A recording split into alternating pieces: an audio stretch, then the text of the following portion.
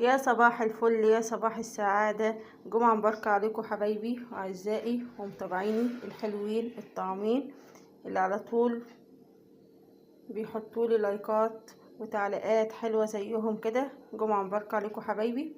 ده فطار يوم الجمعة المميز عند المصريين. كل المصريين بتعمل الفطار ده يوم الجمعة عشان بقى اللمة والعيلة وقعدة جوزك وقعدة ولادك معاكي. ربنا يا رب ما يحرم حد من حد، ما يحرمكمش من بعض ابدا. ده فطار مميز لكل المصريين. ايه رايكم بقى؟ استاهل بقى كام لايك وكام اشتراك وكام تعليق حلو زيكم كده؟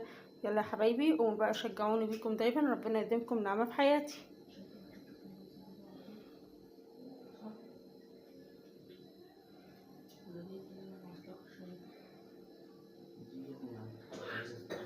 فطار مميز عند المصريين ليوم الجمعة.